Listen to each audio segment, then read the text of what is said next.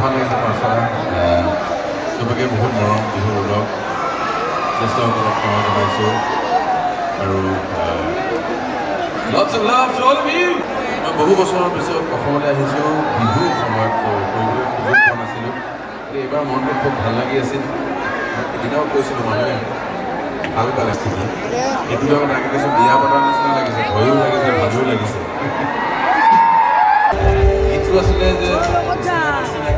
চিনাকি মন মুখা মুচি নিজকে মন আমি মুখাখন নিজত পাব